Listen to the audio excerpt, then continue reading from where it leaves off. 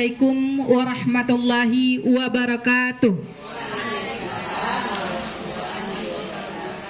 Alhamdulillahirabbil alamin. Segala puji dan syukur kita ucapkan kepada Allah Subhanahu wa taala yang telah melimpahkan rahmat dan karunia-Nya kepada kita sehingga kita bisa berkumpul dalam acara pengimbasan dari CGP Angkatan 7 tentang sosialisasi budaya positif. Sholawat berangkai salam tidak lupa kita kirimkan ke Nabi besar kita Muhammad sallallahu alaihi wasallam berupa doa Allahumma sholli ala Sayyidina Muhammad wa ala ali Sayyidina Muhammad. Sebagai kata penghormatan yang kita hormati Ibu Kepala Sekolah SMA Negeri 1 Kinali, Bapak Ibu Wakil SMA Negeri 1 Kinali, Bapak Ibu Guru Karyawan dan Tata Usaha SMA Negeri 1 Kinali. Selanjutnya acara kata sambutan dari Kepala Sekolah atau yang mewakili kepada Bapak Afrizal SPD disilahkan.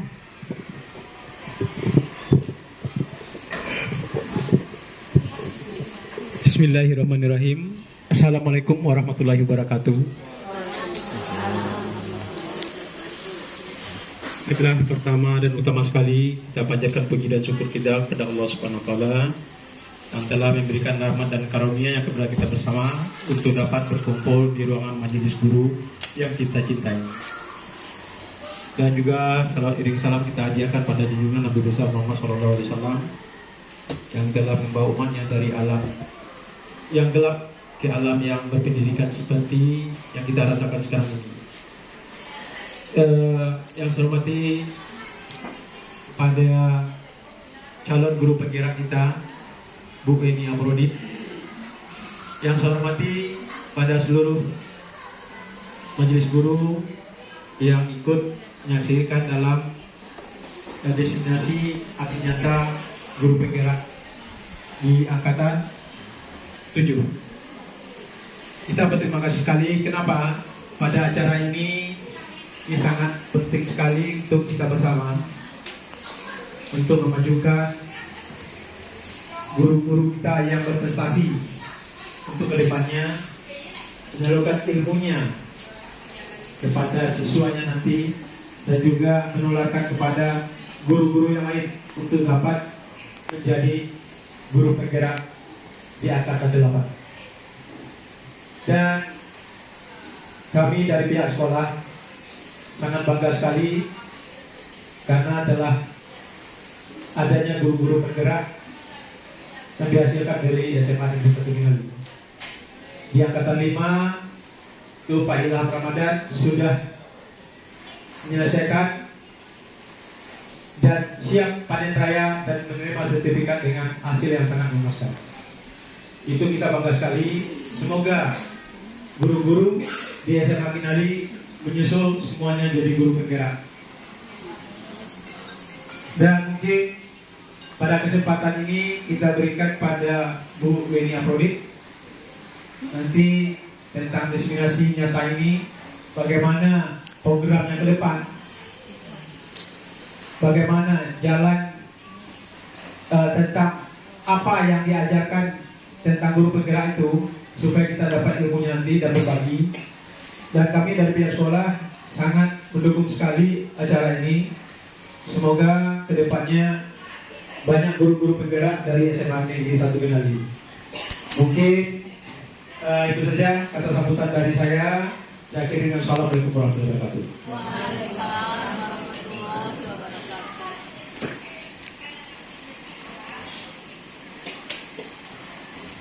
Terima kasih kita ucapkan kepada Bapak Afrizal yang telah memberikan kata sambutan.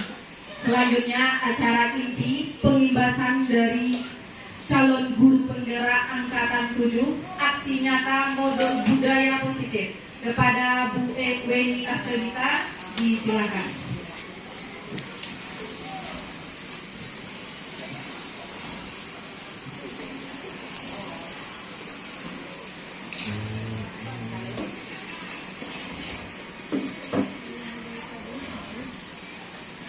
Assalamualaikum warahmatullahi wabarakatuh. syukur saya harapkan kehadirat Allah Subhanahu wa Ta'ala, yang mana pada kesempatan kali ini kita masih diberi kesempatan untuk bisa hadir di acara pembahasan aksi nyata modul 1.4 tentang budaya positif. Kemudian selawat dan salam untuk Nabi besar kita Muhammad Sallallahu Alaihi Wasallam berupa ucapan doa Allahumma sholli ala Muhammad wa ala ali Muhammad.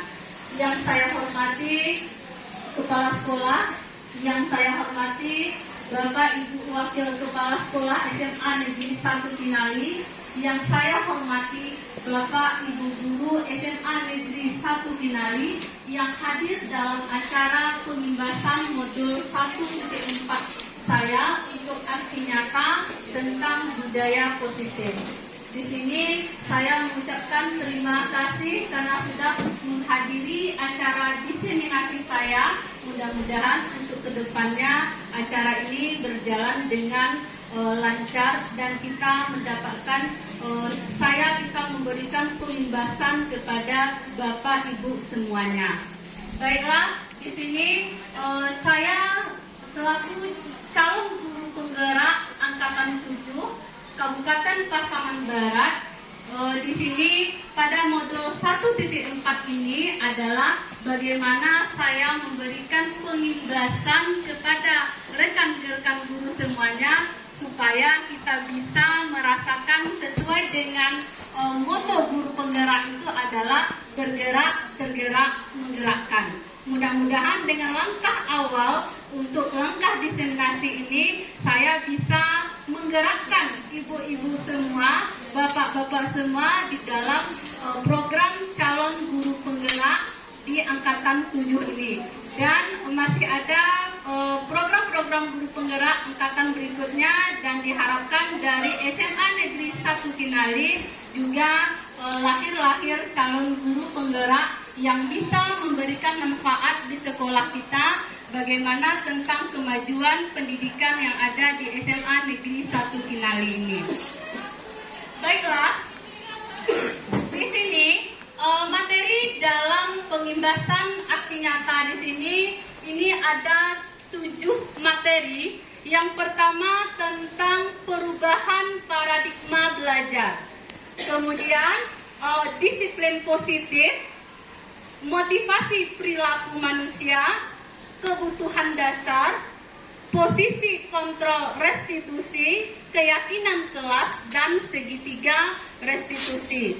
Di sini, di dalam materi ini ada yang sudah kami praktekkan di dalam modul-modul sebelumnya, dan di sini sampai pada modul yang terakhir, modul 1, yaitu 1.4 ini adalah rangkuman dari modul-modul 1 dari 1.1 sampai 1.4 dan ada berbagi terhadap hal-hal yang sudah kami lakukan di dalam pendidikan calon guru penggerak ini.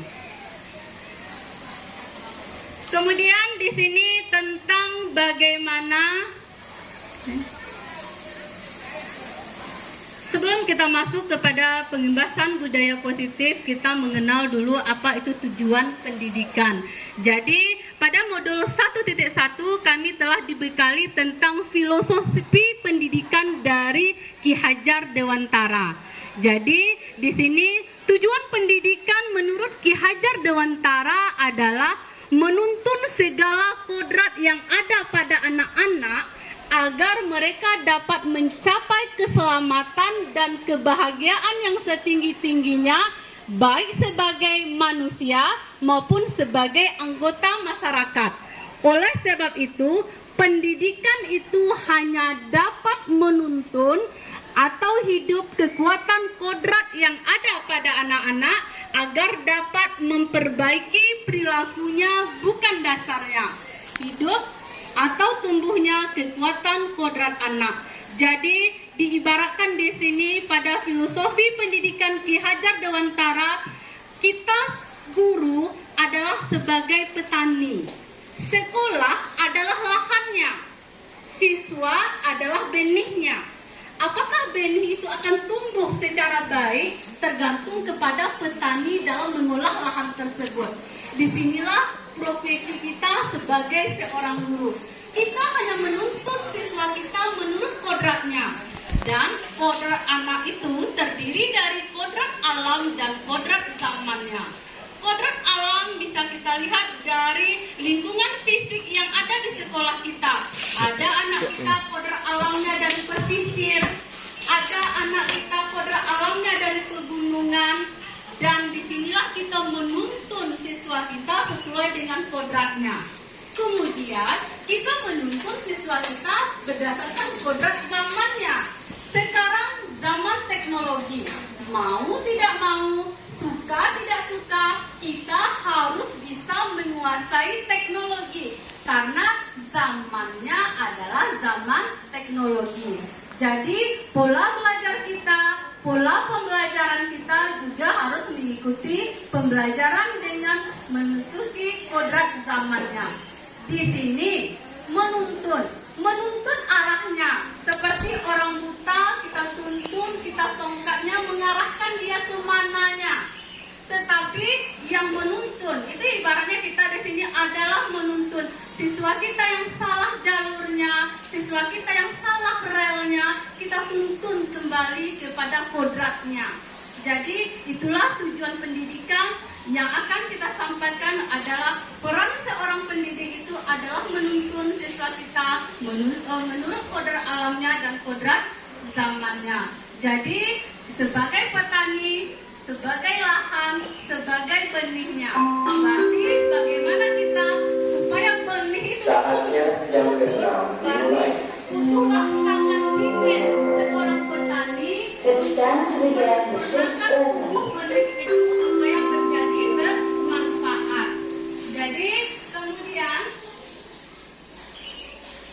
masuk kita kepada perubahan paradigma. Jadi selama ini memang saya setelah mempelajari modul-modul dari guru penggerak ini, memang banyak perubahan paradigma yang secara pribadi saya alami. Yang bagaimana saya dulu memandang pendidikan ini, seperti itu, yang ibaratnya dulu kita adalah siswa itu sebagai kita pemegang kendali kekuatan. Nah, jadi siswa itu kita arahkan seperti apa maunya kita. Nah, jadi ibaratnya kalau kita dulu beranggapan bahwa sama seperti pernah anggapannya seperti kertas kosong kita yang akan menggores sesuai dengan keinginan kita. Pada dasarnya anak sudah memiliki garis sama-samanya sendiri. Kita adalah menebalkan laku dari anak tersebut. Mereka sudah punya garisnya. Tidak seperti kertas kosong yang kita atur sesuai dengan keinginan kita. Anak memiliki karakteristiknya masing-masing, anak memiliki potensinya masing-masing, dan anak memiliki keanekaragamannya masing-masing. Tidak kita paksakan anak itu sesuai dengan apa kemampuan kita, apa kemauan kita. Jadi kita hanya menebalkan garis-garis samar-samar yang sudah ada pada anak untuk menuntun lakunya, menuntun perilakunya. Jadi itu adalah peran kita sebagai seorang pendidik. Dalam perubahan paradigma belajar di sini adalah menurut Stephen Covey mengatakan bahwa bila kita ingin membuat kemajuan perlahan, sedikit-sedikit ubahlah sikap atau perilaku Anda. Tidak bisa kita merubah orang sebelum perilaku kita berubah. Tidak bisa kita menentukan hal seperti ini sebelum mereka tidak melihat perubahan pada diri kita. Kemudian, namun bila kita ingin memperbaiki cara utama kita, maka kita perlu mengubah kerangka acuan kita. Ubahlah bagaimana Anda melihat dunia, kemudian bagaimana Anda berpikir tentang manusia. Ubahlah paradigma Anda, skema pemahaman dan penjelasan aspek-aspek tertentu tentang realitas. Melakukan perubahan tentu dimulai dari kita sendiri. Kita menginginkan siswa disiplin, otomatis kita harus disiplin. Kita menginginkan siswa belajar dengan kreatif dan menyenangkan, otomatis kita pionirnya sebagai seorang guru harus menciptakan pembelajaran yang menyenangkan dan kreatif tersebut. Jadi guru memang adalah seperti trilogi pendidikan menurut Ki Hajar Dewantara. In Ngarso Sung Kolodo, In Madya Mangunkarsa, Sekuri Andayani. Di depan bagaimana kita memberikan contoh, di tengah bagaimana kita memberikan motivasi, di belakang bagaimana kita memberikan dorongan. Jadi sesuai dengan trilogi pendidikan tersebut, guru adalah sebagai contoh. Jadi seperti pernah sering kita dengar adalah guru itu adalah dituju dan ditiru. Perilaku kita adalah contoh teladan bagi siswa. Jadi untuk bisa merubah itu harus kita rubah dulu paradigma kita tentang pendidikan itu seperti apa. Kemudian di sini sebelum kita masuk kita ada game sedikit. Jadi ini membuktikan bahwa teori kontrol itu seperti apa. Jadi di sini ada gamenya. Pertama, Bapak Ibu, di sini game di sini adalah Anda dan teman Anda akan melakukan cobalah buka. Jadi cobalah buka, kita bayangkan diri kita, cobalah buka. Kemudian Anda adalah A. Diri pribadi kita adalah A. Kemudian tugas Anda adalah mengepalkan salah satu tangan Anda. Kepalkan salah satu tangan kita. Kemudian coba Anda bayangkan bahwa Anda menyimpan sesuatu yang sangat berharga. Kita kepalkan tangan kita menyimpan sesuatu yang sangat berharga di dalam kepalan tangan kita ini. Kemudian Anda perlu menjaga hal tersebut sekuat tenaga. Karena begitu pentingnya apa yang isi di dalam kepalan kita itu untuk kehidupan Anda. Jadi kita mengepalnya, kita pertahankan dengan sekuat tenaga kita bahwa isi yang di dalam kepalan tangan kita itu adalah hal yang sangat penting bagi kehidupan kita. Kemudian ada teman kita lagi yang berprofesi sebagai B. Kita ganti yang A ya. Pemeran utama kita adalah A, kemudian B. Yang B di sini adalah mencoba dengan segala caranya agar kepalan Anda tersebut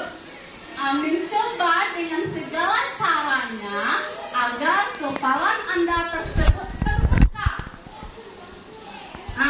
Kemudian teman Anda itu boleh membujuk kita, boleh menghardik kita, boleh mengintimidasi, boleh memahami, boleh memarahi, menggoda, menggelitik, bahkan memberikan kita uang agar kepalan tangan kita itu terbuka.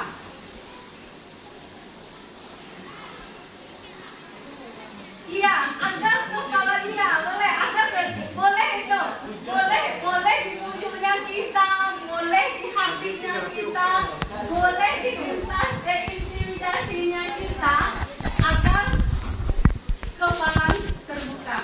Dah, terbayang posisinya? Ada. Sekarang saya ingin bertanya sebagai posisi A. Nah, sekarang Pak Ilham sebagai posisi A, apa yang Pak Ilham lakukan? Akan membuka, akan tetap menutup, akan tetap bagaimana posisinya? Kalau sebagai A, dengan berbagai macam cara yang dilakukan oleh B kepada kita. Ya, apa ya Pak? Ya Pak, apa yang akan kita lakukan?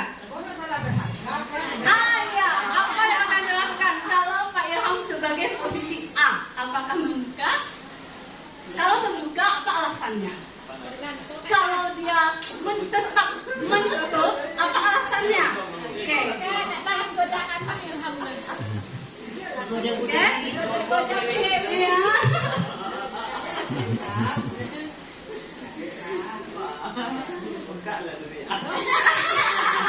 Nah, sekarang itu pada posisi kita. Oke. Apa jawabannya Pak Ilham? Tetap membuka atau tetap tertutup? Lakukan. Kalau kita membayangkan, kita proses kita bayangkan ya. Bayangkan pada diri pribadi kita, posisi A, posisi B. Sekarang bertanya pada posisi A ini, apa yang akan kita lakukan? Kalau Bu Ar sebagai posisi A, apa yang boleh kita tetap membuka atau tetap tertutup tangannya? Tertutup, oke. Apa alasannya kalau tertutup? Karena barang berharganya tak boleh dikasih sama orang. Karena dia barang berharga. Kalau menurut Bu Arnimi, karena itu barang berharga tidak boleh dikasihkan kepada siapapun. Itu adalah menurut versi Bu Arnimi. Sekarang kalau menurut versi Bu Iliana, apakah terbuka atau tertutup tangannya? Ya, bagaimana? Terbuka. Terbuka. Apa alasannya? Karena yang saya pikirkan bukan yang paling berharga yang saya pegang. Begitu. Jadi saya buka saja.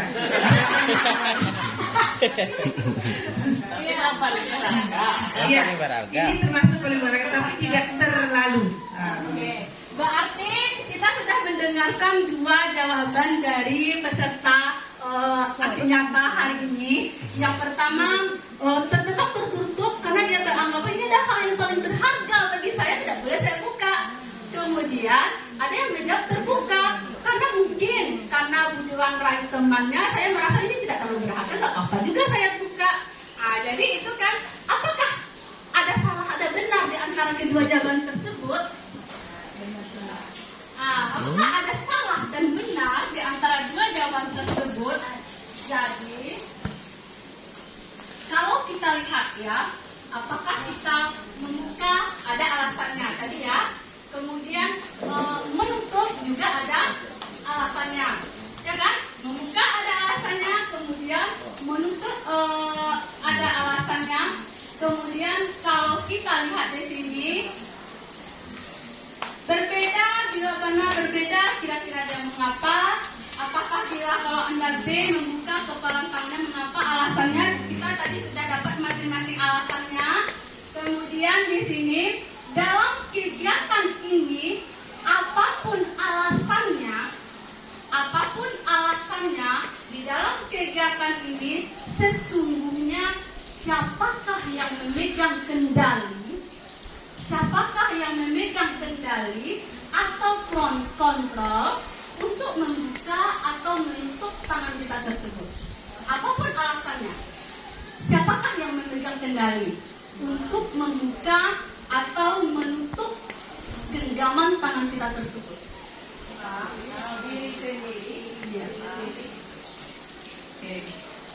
Kemungkinan pertanyaan jawaban kita bervariasi ya. Jadi siapa sesungguhnya yang memegang kontrolnya?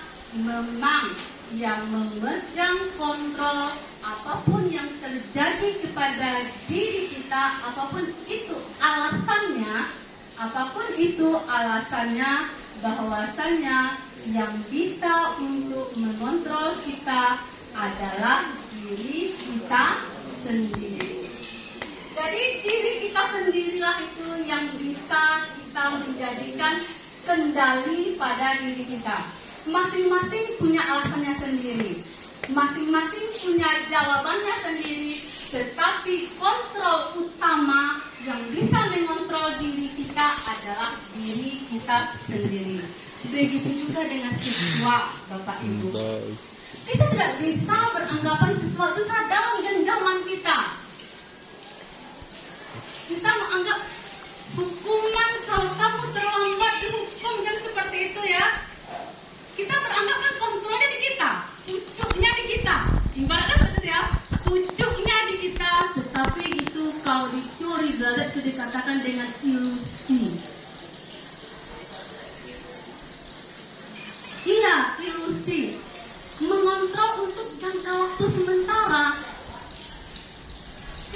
bisa efeknya dirasakan, siswa itu kan lupa, bahkan ada yang melanggar, bahkan ada yang tidak ingat, walaupun kita sudah berulang-ulang kali menyampaikan.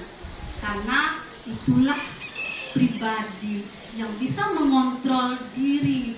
Apa yang kita lakukan itu adalah diri kita sendiri. Mungkin kita sebagai orang tua kepada anak pun tidak bisa kita mengontrol secara penuh, karena apa yang dipikirkan oleh anak belum tentu sama apa yang kita inginkan. Ketika kita menginginkan kamu harus jadi dokter, anak kita belum tentu dia mau jadi dokter, tetapi kita mengatakan kamu harus jadi dokter.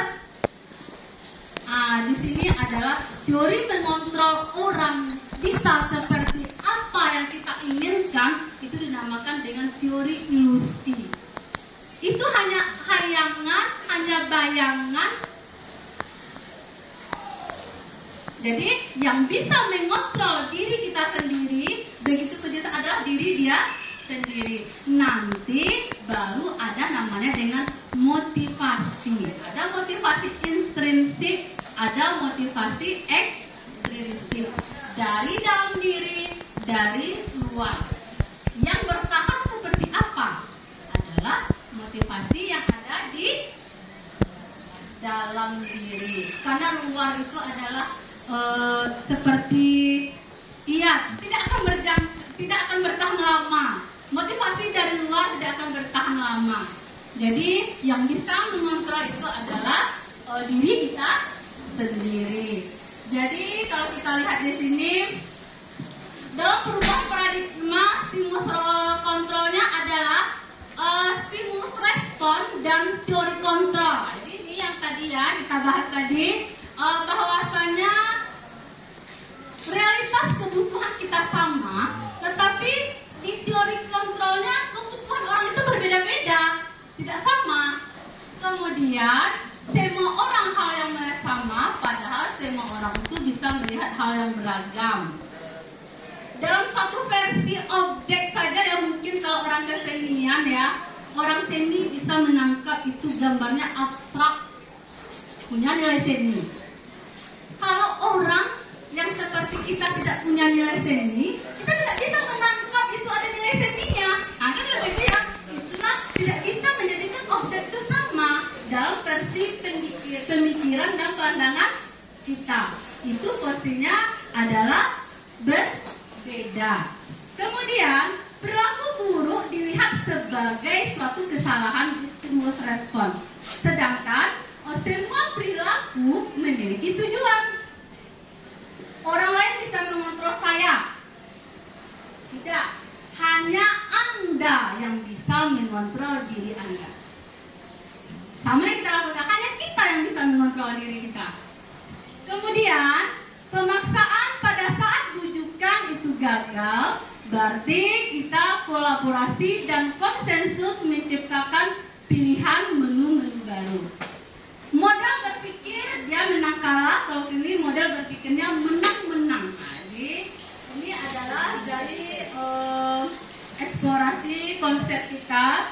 Berarti tadi tentang perubahan paradigma itu ya, kita dapatkan bahwasanya yang bisa mengontrol diri kita sendiri adalah kita sendiri.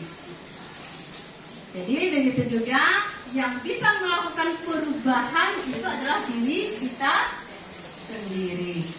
Kemudian kita lihat lagi, masuk kita kepada eksplorasi konsep, itu disiplin positif dan nilai-nilai kebajikan universal. Jadi mungkin hal-hal yang sudah kita lakukan di SMA Negeri 1 Finale ini sangat banyak Bapak Ibu. Nilai-nilai positifnya atau kebajikan universalnya sangat banyak sekali yang bisa kita lihat.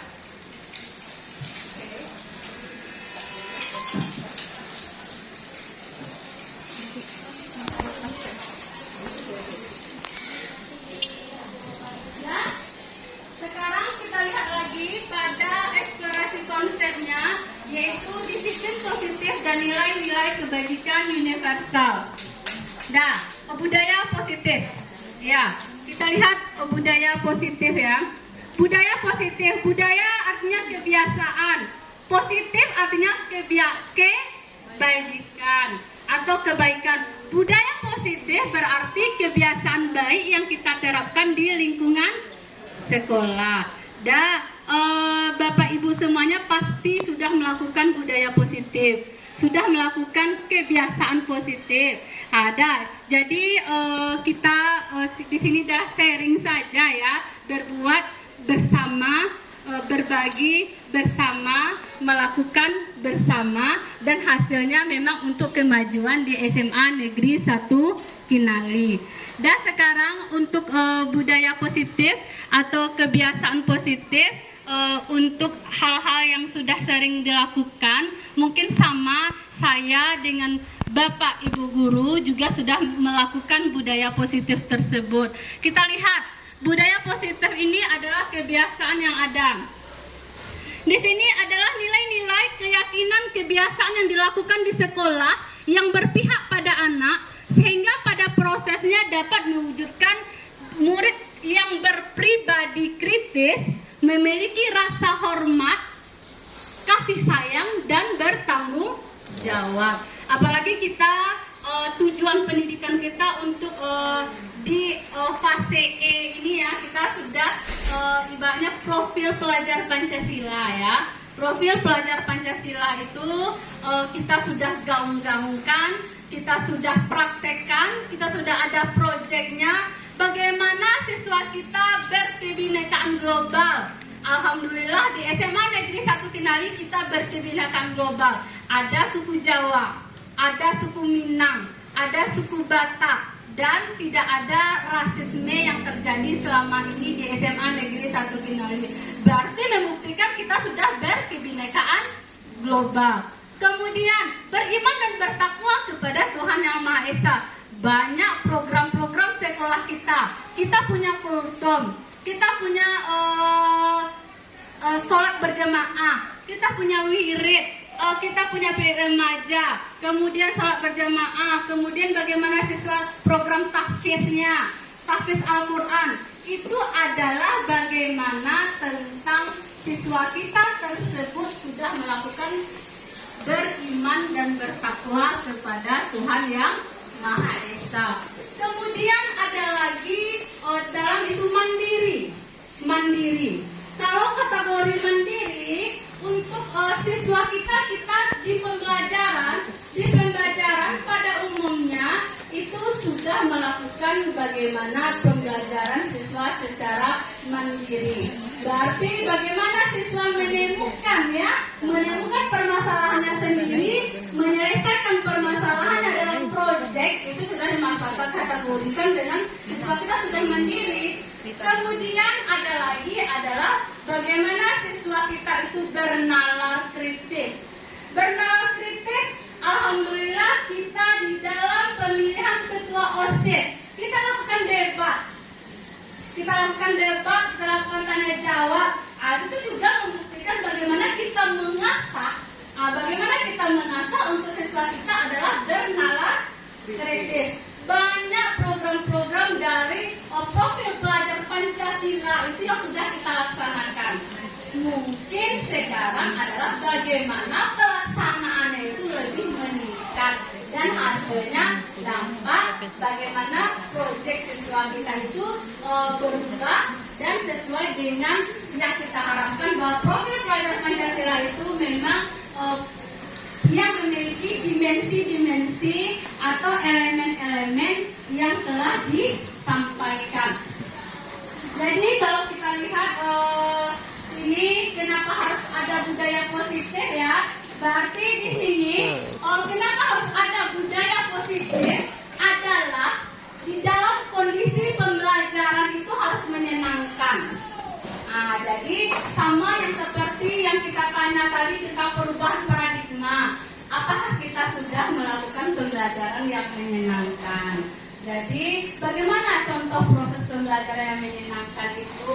Bagaimana di sini kami di pada modul 1.2 itu ada namanya nilai dan peran guru penggerak. Guru penggerak ini memiliki nilai, penggerak ini memiliki peran. Nilai-nilainya seperti apa, perannya seperti apa. Jadi nilai mandirinya, kemudian nilai inovatifnya, kemudian berpihak kepada murid, kemudian perannya seperti ini, berkolaborasi. Jadi baik sama Bapak Ibu, untuk melakukan semua itu saya butuh berkolaborasi. Makanya disinilah kita dalam pengimbasan ini tidak bisa merubah perilaku atau merubah paradigma itu atau merubah budaya dari satu sekolah itu sendiri saja tidak bisa. Harus butuh berkolaborasi, butuh bekerja sama seperti tim disiplin kita. Tim disiplin kita itu tidak bisa mereka yang 13 orang itu untuk disiplin siswa kita, tidak, butuh kita sebagai penunjangnya. Nah, disinilah kita berkolaborasi. Itu bukan tugas tim disiplin saja, itu bukan tugas kebersihan saja, itu bukan tugas ramah anak, tugas seluruh warga SMA Negeri 1 Kinali. Nah, jadi ada disiplin positif, ada budaya positif, tugas kita semua. Membuang sampah, mengingatkan siswa kita membuang sampah bukan tugas K7, tugas seluruh warga SMA Negeri 1 Kinali. Anak rambutnya yang melanggar menurut kita itu bukan tugas disiplin saja, tugas kita mengingatkan. Sebagai warga SMA Negeri 1 Kinali, keberhasilannya memang dibutuhkan kolaborasi antara sesama kita, dari unsur pimpinan sampai kita sebagai pelaksana sampai kepada siswa. Supaya itu bisa berhasil dibutuhlah kolaborasi. Dengan kita memahami peran kita sebagai guru, itu akan tidak ada kata-kata oh itu bukan tugas saya, itu bukan wewenang saya, itu bukan tanggung jawab saya. Tetapi kalau kita sudah ada peran, maka kita sudah meyakini bahwa memang tugas kita semua, tugas kita semua warga SMA Negeri 1 Kinali. Dan di sini saya sebagai calon guru penggerak, ada yang dinamakan peran guru penggerak. Itu adalah salah satunya adalah menjalin kolaborasi. Disinilah kita melakukan pengimbasan. Saya mengimbaskan kepada guru-guru semua supaya kita berkolaborasi, menjadi pemimpin pembelajaran, kemudian menjadi coach bagi peserta lain. Berarti saya di sini adalah menjadi coach itu kalau bahasanya pelatih atau pembimbing. Iya, coach ya. Kalau bahasa banyak coach itu pelatih ya Pak Ilham. Kalau bahasanya coaching ya, berarti bisa jadi menjadi petunjuk. Jadi karena kebetulan kita sudah dibekali tentang hal-hal tersebut di modul pendidikan guru penggerak kita. Jadi pengimbasannya saya ibaratnya memberikan. Seperti inilah yang akan kita lakukan. Jadi itulah kenapa pentingnya budaya positif tersebut. Ini adalah contoh-contoh budaya positif yang sudah sering kita lakukan ya. Anak membuang sampah, kemudian berdoa sebelum belajar, kemudian berbaris ketika anak dapat senyum salam sapa, bertemu, bagaimana anak ketika bertemu dengan kita sopan, bagaimana anak merasakan kenyamanan di dalam lingkungan pembelajaran di sekolah kita. Itu memang peran kita sebagai seorang guru.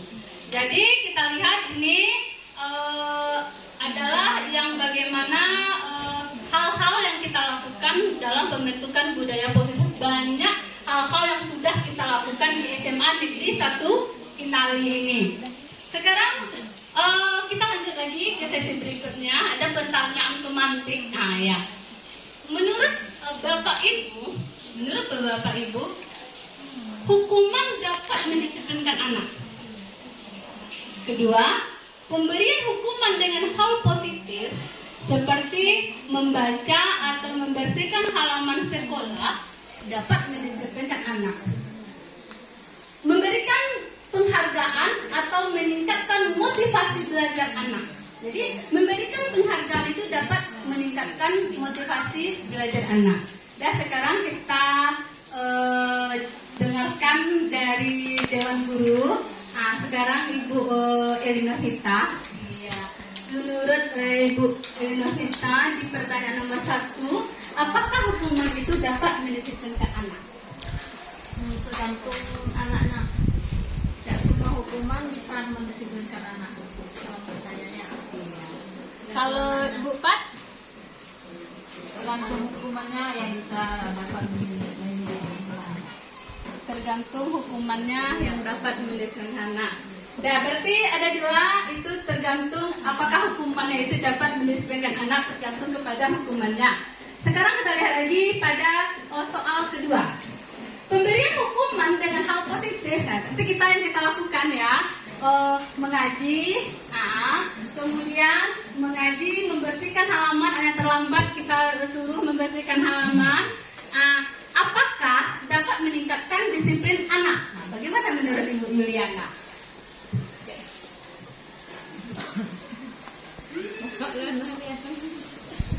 Tergantung anaknya juga. Mungkin ada yang bisa disiplin karena sudah diberikan hukuman berbentuk hal yang positif seperti membaca ayat suci Al-Quran.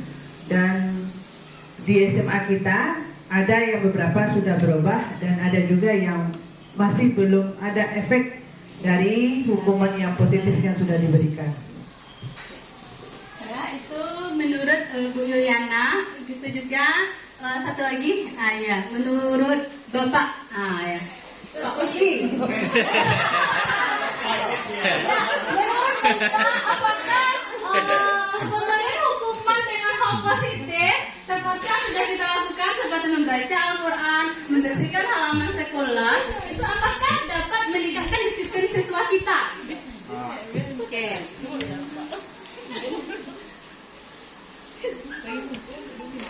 Dapat.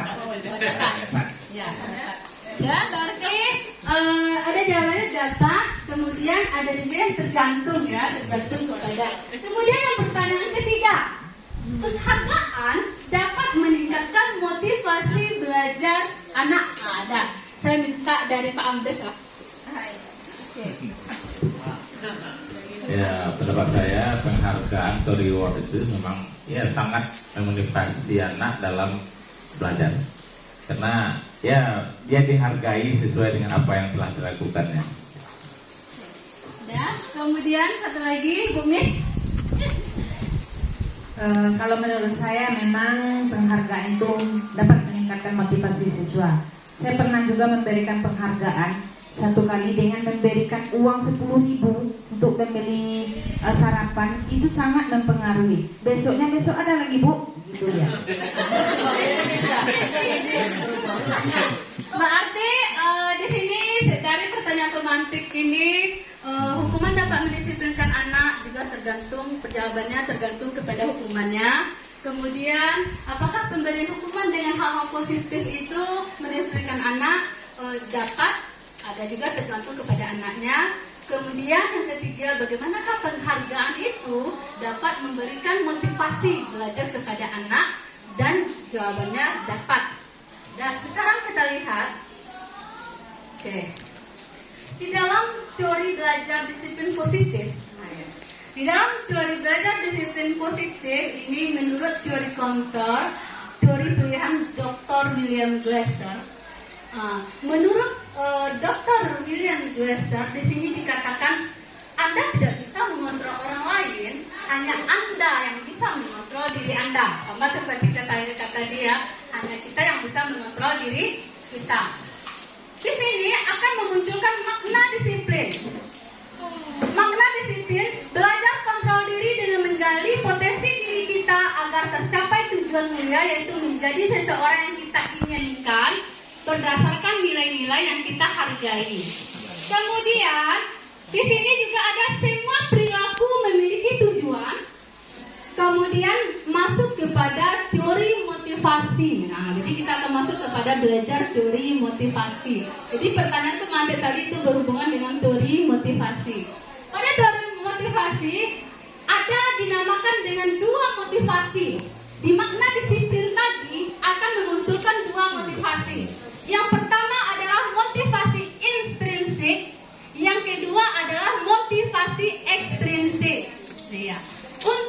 motivasi ekstrinsik ada: 1. Untuk menghindari hukuman, 2. Untuk mendapatkan imbalan. Itu motivasi ekstrinsik. Dalam disiplin tadi muncul motivasi intrinsik. Motivasi intrinsik di sini adalah 1. Untuk menghargai dirinya sendiri. Yang kedua, muncul di sini adalah nilai-nilai kebajikan universal. Kemudian ada keyakinan kelak. Berarti kalau kita lihat di sini yang kita lakukan tadi pertanyaan pemantik itu baru motivasi ekstrinsik. Itu baru motivasi dari luar. Jadi yang dibutuhkan di sini adalah motivasi intrinsik, motivasi dari dalam. Jadi itu menurut dari Dr. William Glasser tentang teori motivasi. Kemudian mode berpikirnya di sini ada 5 posisi kontrol: penghukum, pembuat rasa bersalah, teman, pemantau, segitiga restitusi, menstabilkan identitas. Kemudian juga ada tentang 5 kebutuhan dasar manusia. Jadi nanti kita anak ini sebenarnya bermasalah karena 5 kebutuhan dasarnya tidak terpenuhi. Apa itu 5 kebutuhan dasar manusia? Yang pertama, bertahan hidup. Yang kedua, adanya penguasaan. Yang ketiga, adanya kebutuhan akan rasa kasih sayang dan disayang. Yang keempat, kebutuhan akan kesenangan. Yang kelima, kebutuhan akan kebebasan. 5 kebutuhan dasar manusia. Jadi kalau kita lihat lagi di sini, disiplin positif kita tadi mengacu kepada kebajikan-kebajikan universal yang kita lakukan selama ini baru kepada motivasi ekstrinsik, motivasi dari luar. Jadi anak patuh kepada kita itu karena takut dengan hukuman kita. Itu jangkanya jangka pendek. Jadi anak mendapatkan penghargaan itu jangka pendek. Jadi kalau tidak ada penghargaannya lagi, dia tidak mau termotivasi. Itu juga termasuk kepada jangka pendek. Berarti selama ini kita menganggap itu benar. Jadi kalau menurut Dr. William Glasser ini itu baru motivasi ekstrinsik. Jadi di sini kita lihat lagi disiplin positif, di mana kita sudah menerapkan bagaimana peraturan harus ada di dalam suasana yang merdeka. Kita lihat di sini, apakah kita sudah merdeka di dalam pembelajaran? Apakah anak sudah merdeka? Apakah kita sudah merdeka? Itu di dalam proses pembelajaran kita. Jadi kita lihat lagi disiplin positif mengajarkan murid memahami konsekuensi dan perilaku mereka. Dan selain itu mengajarkan murid tentang tanggung jawab serta rasa hormat dan berinteraksi dengan lingkungannya. Jadi yang perlu dipentingkan kepada siswa itu adalah konsekuensi dan tanggung jawab. Karena kata hukuman berbeda dengan kata konsekuensi.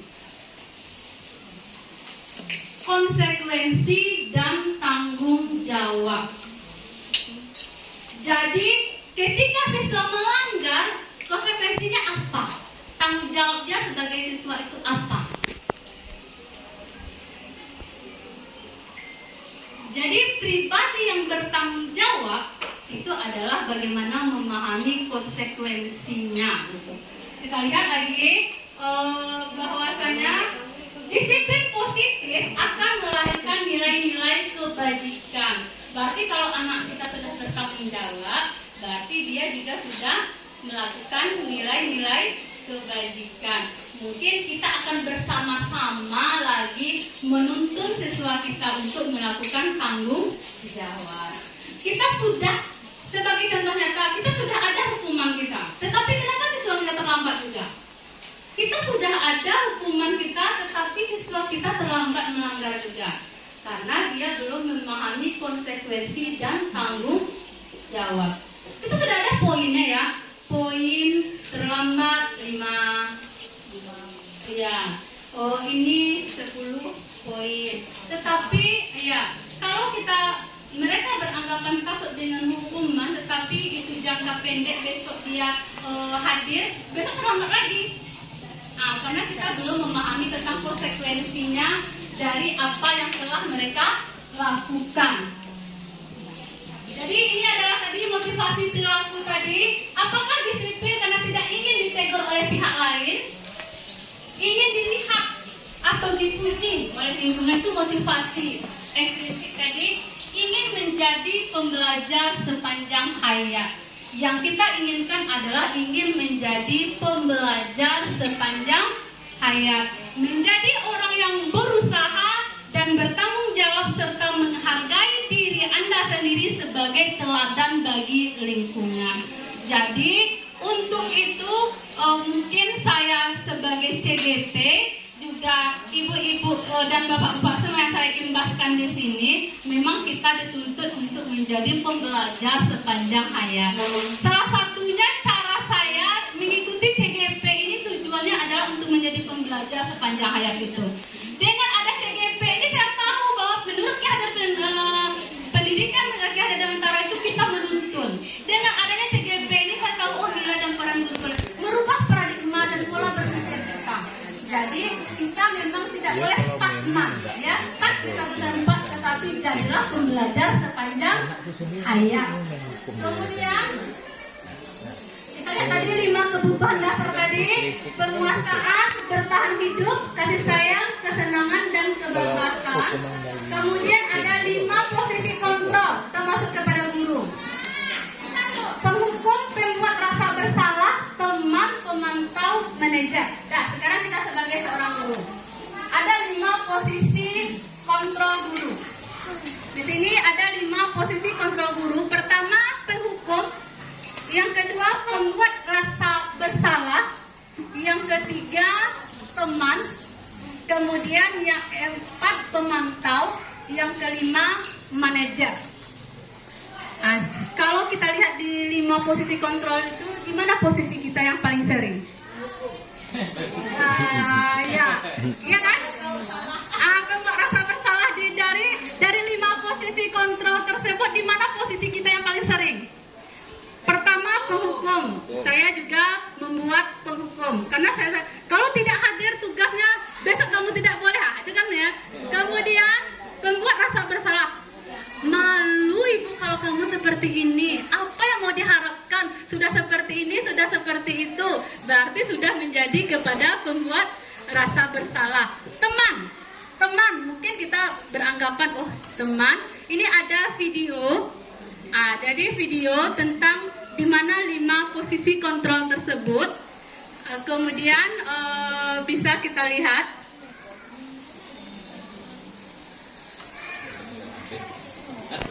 Dari 5 posisi kontrol tersebut,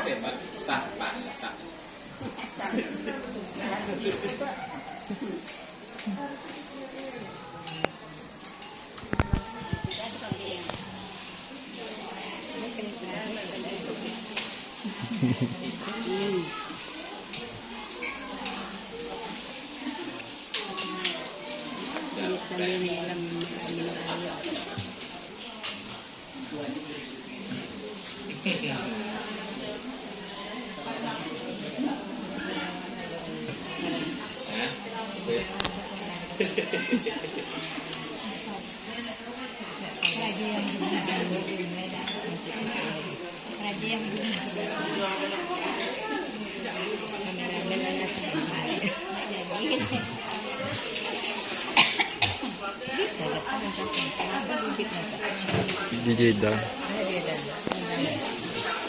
pendek dulu. Nah, ini bisa kita skip, bisa kepada sini kamu.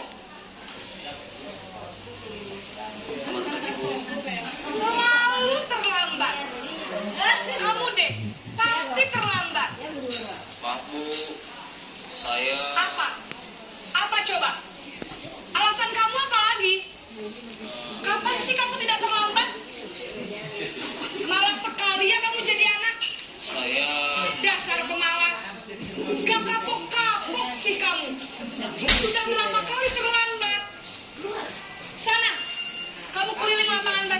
2 kali. Ini adalah sebagai penghukum. Kenapa? Kamu melawan ibu? Berani-beraninya jawab. Sudah terlambat, masih berani jawab pula. Sekarang, keliling lapangan basket 5 kali sekalian. Cepat. Pergi sana ke lapangan basket. Nah, di sini pada posisi membuat merasa bersalah.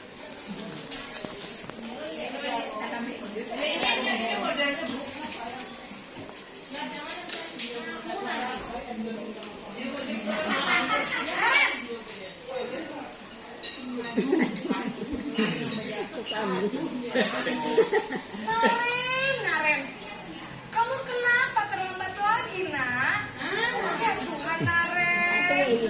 Kamu senang ya bikin ibu susah ya? Kalau kamu terlambat lagi, nanti ibu yang ditegur bapak kepala sekolah, nak. Disangka ibu tidak bisa membina kamu. Tuh, gimana ini? Tuh, Gusti Naren. Kamu sudah ya kalau ibu ditegur bapak kepala sekolah.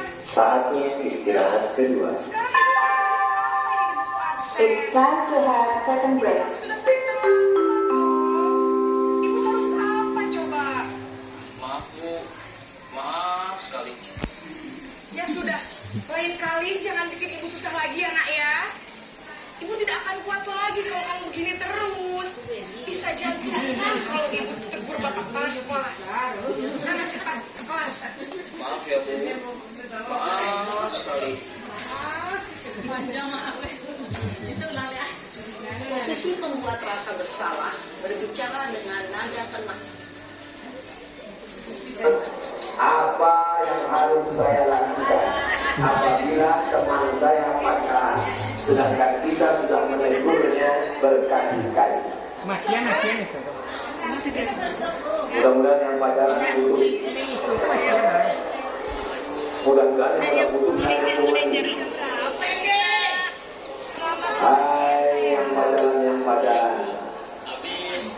Yang pacaran itu lebih perempuan. Konten ini masuk angin. Yang muda-muda lagi perempuan. Yang hamil, yang malu lagi perempuan. Yang melahirkan anak mereka lagi perempuan. Kalau kebetulan nanti Harus di sekolah jam 7 Bu. Iya betul, sekarang sudah jam 7.20. Kalian sudah tahu konsekuensinya jika terlambat hadir. Paham Bu, saya harus tinggal kelas pas jam istirahat sama Nah, ini sudah pada posisi memantau. Konsekuensinya Sudah ada konsekuensi. Jadi nanti jam 9.30 pas istirahat, kamu harus tinggal di kelas, kerjakan tugas tambahan untuk ketertinggalan kamu, ya. Baik Bu. Ya.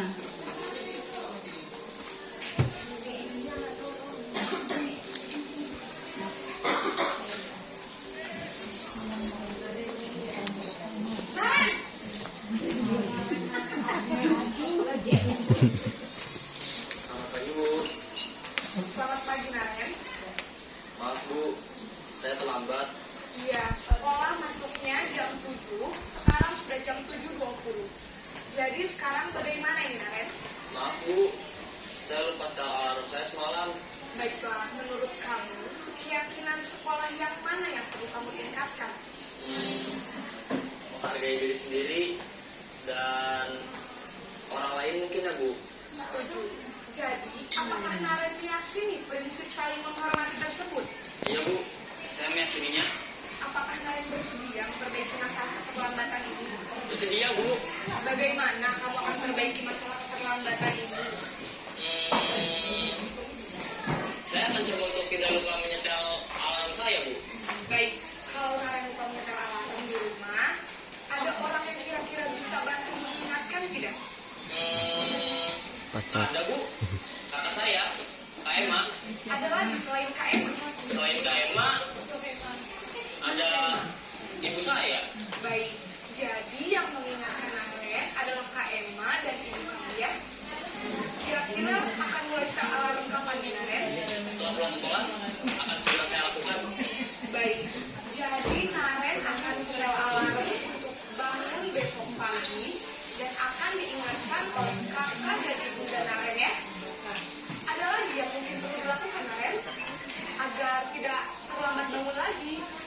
Tidak ada, Bu. Baik, Naren. Terima kasih untuk kerjasama kamu. Sekarang kamu perlu kembali ke kelas untuk belajar. Baik, Bu. Terima kasih. Berarti kita sudah apa tadi ya? Pada posisi kontrol guru itu sudah ada 5 posisi kontrol. Sudah kita lihat tadi videonya pada posisi di mana kita. Posisi yang terbaik bagi seorang guru adalah posisi pada manajer. Iya, posisi pada manajer. Pada manajer ini bagaimana kita sebagai penghukum, kita lihat tadi ciri-cirinya, nada suara tinggi, bahasa tubuhnya melotot, jari menunjuk-nunjuk. Nah, itu juga termasuk kepada ciri-ciri penghukum. Kemudian pembuat rasa bersalah, kita sering melakukan itu. Nada suara memelas, halus, sedih, bahasa tubuhnya merapat kepada anak dengan berharapan bahwa anak itu merasa tidak nyaman atau merasa bersalah gitu. Kemudian posisi kontrol teman juga sering juga kita lakukan, kita menganggap siswa kita itu sebagai teman. Di sini adalah bagaimana ramah, akrab, dan bercanda. Dia ada kalanya ternyata sebagai teman itu mungkin sisi positifnya ada, sisi negatifnya ada juga. Kemudian siswa mungkin bercandanya keterlaluan karena menganggap kita sebagai temannya. Ada yang kita mengalami hal seperti itu, saking kadang rasanya menganggap dia teman, dia malah bercanda kepada kita. Ya, ada rasa sebagai teman. Kontrol, pemantau. Di sini adalah dia sudah di pada kontrol posisi kontrol pemantau, kita sudah memberikan konsekuensi kepada siswa kita. Jadi sudah kita bentuk keyakinan kelasnya, tetapi kita belum sampai kepada restitusi. Ya, bagaimana mencari akar permasalahan dari siswa tersebut. Dan posisi yang terbaik adalah pada posisi manajer. Posisi manajer di sini adalah di mana guru berbuat bersama-sama dengan murid, kemudian mempersilahkan murid agar mempertanggungjawabkan perilakunya, mendukung murid agar menemukan solusi dari permasalahannya, sehingga seorang manajer itu pastilah memiliki keterampilan di posisi teman maupun pemantau. Dengan demikian bisa kita menggunakan posisi manajer ini adalah bagaimana kita sudah bisa berkolaborasi dengan murid untuk mencari solusi terbaik dari permasalahan murid tersebut. Kemudian manajer ini posisi terakhirnya, dan kita diharapkan semuanya pada posisi manajer ya. Tapi mungkin ada kalanya pemantau itu perlu, ada kalanya teman itu perlu. Ya kan, jadi pemantau, teman, manajer, tetapi pada posisi yang sangat baiknya adalah pada posisi kita sebagai seorang manajer. Kita lanjut lagi kepada keyakinan kelas. Untuk sampai kepada posisi manajer itu bagaimana cara untuk merubahnya? Itu dengan melakukan keyakinan kelas. Di sini adalah apa yang dinyatakan dengan keyakinan kelas. Keyakinan kelas ini adalah bersifat lebih abstrak daripada peraturan. Kemudian yang lebih rinci dan konkret. Berarti kita masing-masing wali kelas ya. Masing-masing kelas kita buat keyakinan atau kesepakatan di kelas kita. Kemudian keyakinan kelas berupa pernyataan-pernyataan universal. Dalam berbentuk positif, keyakinan kelas hendaknya tidak terlalu banyak sehingga mudah dipahami dan diingat oleh siswa kita, dan keyakinan kelas sebaiknya sesuatu yang dapat diterapkan di lingkungan tersebut. Untuk keyakinan kelas, kita lihat lagi video pembuatan kesepakatan kelas atau keyakinan kelas yang sudah saya praktekkan. Ini untuk pembuatan keyakinan kelas. Kebetulan saya wali kelas 12 IPA 4. Jadi kami di awal pembelajaran itu sudah membuat kesepakatan atau keyakinan kelas bagaimana hal-hal yang harus disepakati atau diyakini di kelas kita masing-masing supaya pembelajaran kita lebih bermakna dan menyenangkan. Dan bagaimana konsekuensinya itu dilahirkan dari siswa tersebut. Jadi kalau mereka melanggar dari keyakinan, apa konsekuensinya? Mereka yang membuat konsekuensinya itu seperti apa? Gitu. Saya harus seperti yang ditayangkan video tadi. Saya harus dia tahu kalau dia melanggar berarti saya harus membuat ini. Misalnya kalau saya melanggar saya harus membawa bunga. Tetapi kalau kita mengatakan kamu wajib seperti ini, harus seperti ini, itu kan kita yang mengontrolnya lagi. Tapi kalau mereka yang sudah membuat keyakinan dan membuat apa konsekuensinya, otomatis ketika dia melanggar, dia kan tahu yang mereka yang buat, kok mereka pula yang melanggar. Jadi diharapkan dengan hal-hal seperti itu, apa yang kita yakini atau kita kesepakati itu bisa dilaksanakan oleh siswa kita dengan sebaik-baiknya.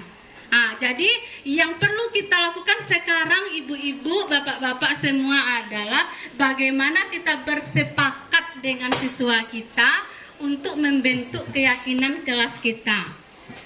Bagaimana kita berkolaborasi dengan siswa kita untuk membuat peraturan di kelas kita. Bagaimana kita bersepakat dengan siswa kita supaya jalan untuk melakukan hal tersebut itu bisa kita laksanakan. Jadi peraturan itu bukan kita yang membuat. Harus jam 7.30 masuk. Ini tidak. Tetapi bersepakat dulu dengan siswa kita. Ibaratnya dengan harus juga mengacu kepada peraturan sekolah. Jadi pembelajaran kita harus menghargai. Berarti dalam kategori menghargai di sini menghargai guru, menghargai teman, ya kan? Menghargai teman, jujur itu berarti itu termasuk kepada kesepakatannya bagaimana kita meyakini tersebut dengan siswa kita tersebut. Kemudian untuk video kesepakatan atau keyakinan kelas ini sudah saya laksanakan, nanti kita tayangkan. Kemudian ada di sinilah letaknya perbedaan peraturan dan keyakinan kelas. Antara peraturan dan keyakinan kelas ini di sini letaknya perbedaannya. Kalau peraturan, misalnya selalu kembalikan buku ke tempatnya, itu kan peraturan kita. Keyakinan kelas kita adalah tanggung jawab. Apa yang dia lakukan harus tanggung jawabkan. Kalau dia ngambil buku kembalikan ke tempatnya, berarti keyakinan kelas kita tanggung jawab. Berarti siswa kita itu harus bertanggung jawab. Yang kedua, dilarang mengganggu orang lain. Di keyakinan kelas kita adalah kami di sini menghormati orang lain. Bukan kata-kata dilarang, tetapi menghormati orang lain. Ini keyakinan kelas yang telah kami sepakati bahwasanya menghormati orang lain. Menghormati orang lain juga termasuk guru, siswa, temannya. Itu termasuk kepada menghormati orang lain. Kemudian hadir di sekolah 15 menit sebelum pembelajaran dimulai. Dan di keyakinan kelas kita adalah berkomitmen. Jadi dia berkomitmen untuk hadir seperti itu. Kemudian dilarang melakukan kekerasan. Jadi pada keyakinan kita adalah keselamatan, tentang keselamatannya. Berarti kalau kita melakukan kasus bullying dengan kekerasan juga mengganggu keselamatan orang lain dengan menghargai orang lain. Dilarang menggunakan narkoba. Berarti ini kesepakatannya dia tahu bahwasanya narkoba itu adalah sudah bermasalah dengan hukum, juga bermasalah dengan kesehatan. Kemudian bergantian atau menunggu giliran. Berarti antri ya, sistem antri. Berarti juga di sini menghormati orang lain atau bersabar. Nah, ini adalah keyakinan kelasnya.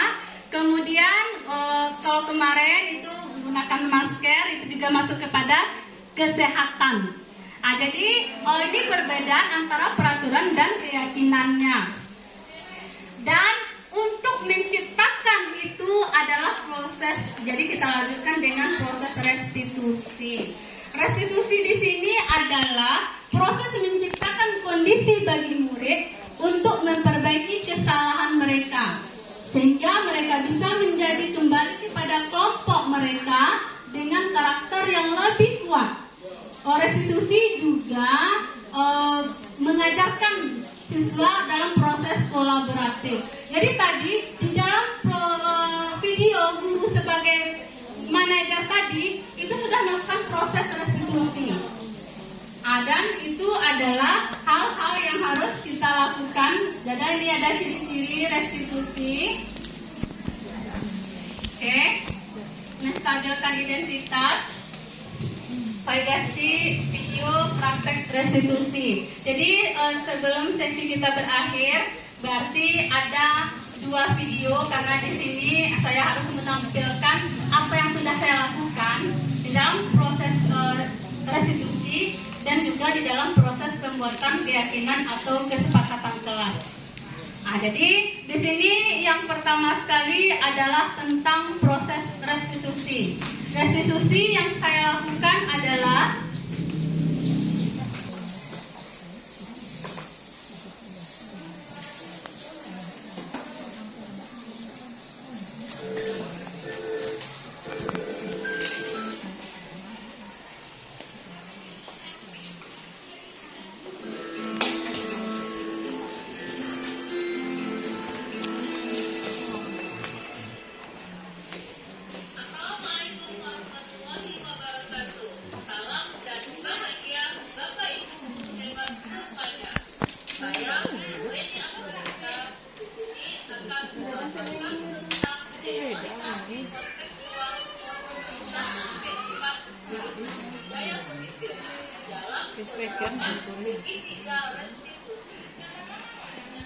perkenalkan, saya Wulandari Aprilita dan melakukan nilai-nilai kebajikan.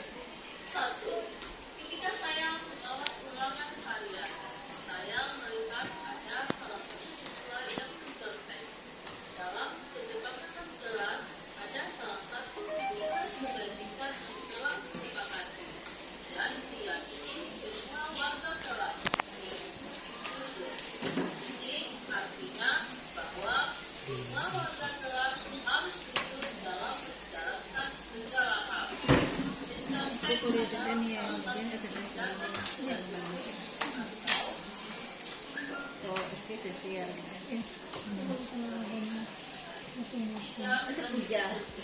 Nah ini adalah video pelaksanaan restitusinya. Ayo guys. Pandai loh.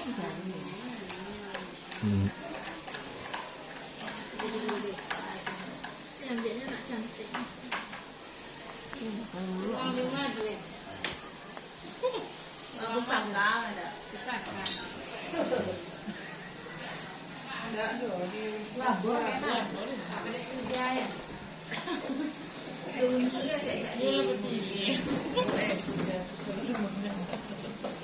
Akhirnya fotogeniknya agak merah. Panas loh. Berarti ini adalah contoh dari restitusi, yaitu tentang bagaimana cara kita untuk melakukan mencari pemecahan masalah dari permasalahan dilakukan oleh siswa. Jadi ini langkah-langkah yang pertama kali dilakukan adalah bagaimana cara kita melakukan validasinya, kemudian menstabilkan identitasnya, kemudian baru bersama-sama kita cari akar permasalahannya dan mencarikan solusi dari permasalahan tersebut. Berarti di sini adalah video dari pelaksanaan restitusi. Ini adalah video dari pelaksanaan restitusi dari kasus mencontek dengan perilaku yang tidak jujur. Jadi kemudian kita lagi sebelum kita masuk kepada materi yang terakhir, tentang kesepakatan atau keyakinan kelas. Baterainya ya. Jadi tentang keyakinan kelas, bagaimana cara kita membuat kesepakatan atau keyakinan kelas, ini adalah video yang akan ditayangkan bagaimana kesepakatan atau keyakinan kelas tersebut dibuat, dan saya melakukannya di kelas 12 IPA 4.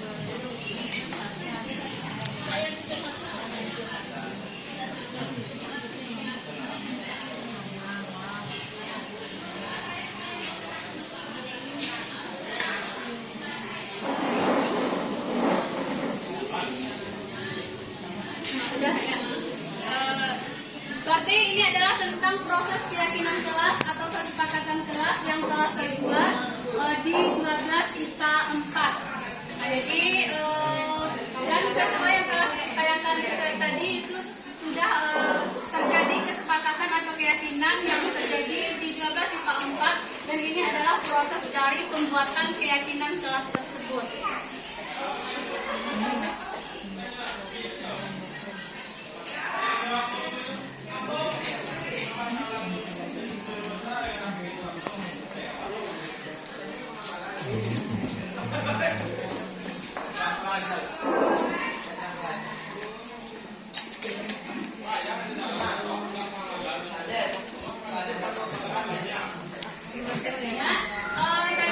Jadi demikianlah yang bisa saya lakukan di dalam proses pengemasan aksi nyata ini.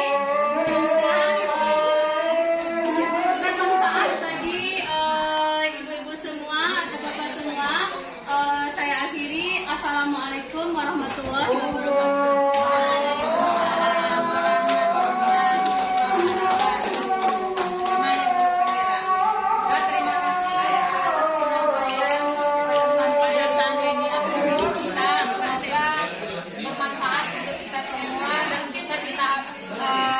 Aplikasikan ke kelas kita masing-masing daripada peserta didik kita. Acara terakhir doa yang akan disampaikan oleh Bapak Andes kepada Pak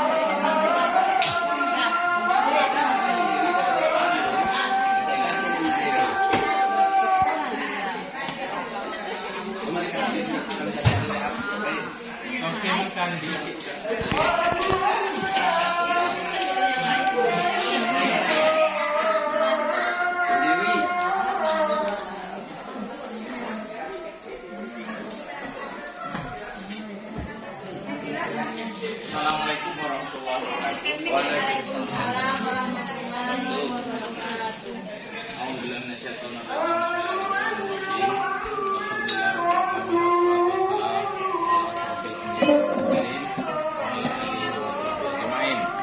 Allahumma shalli ala sayyidina Muhammad wa ala sayyidina Muhammad.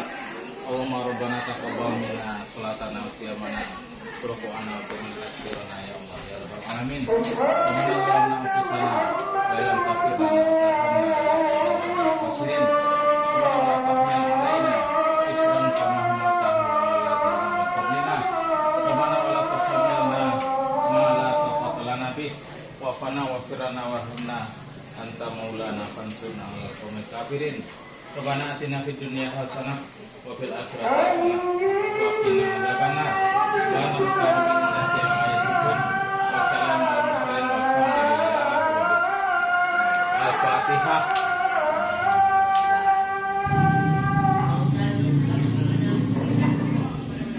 Amin ya Allah, amin ya Rahman, amin ya Rahim, amin ya Rahman, amin.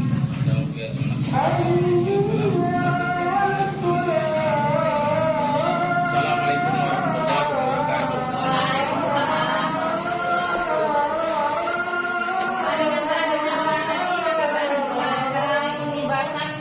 Dari guru penggerak, calon guru dulu Bu Eni Purnata.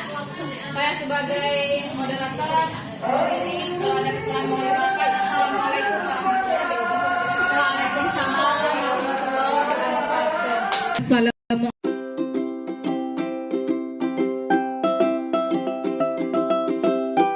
Assalamualaikum warahmatullahi wabarakatuh. Waalaikumsalam warahmatullahi wabarakatuh. Jadi anak-anak ibu semua, untuk kesepakatan di kelas kita 12 IPA 4. Jadi sesuai yang kita sampaikan bahwa kita hari ini akan membuat keyakinan kelas.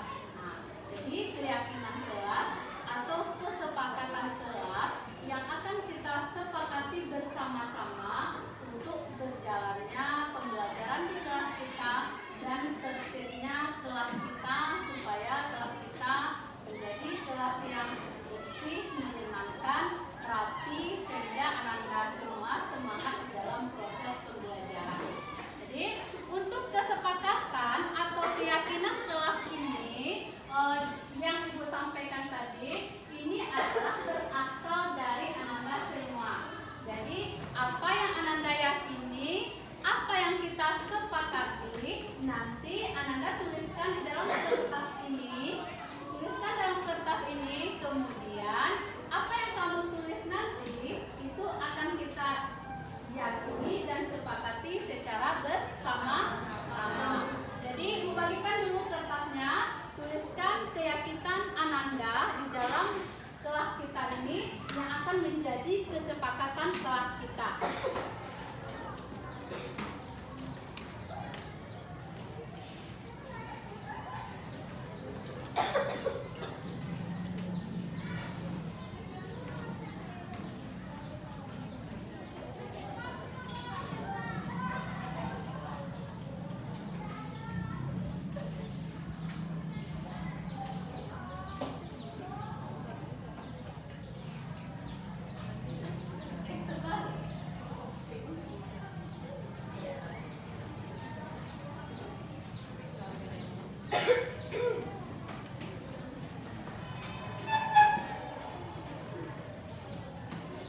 Sudah selesai? Sudah. Berarti kalau sudah ditulis keyakinan kelas kita, silahkan ditempel tentang keyakinan kelas kita. Nanti kita lihat apa hal-hal apa yang telah Ananda yakini untuk menjadi kesepakatan di kelas kita. Sekarang Bu? Iya, silahkan.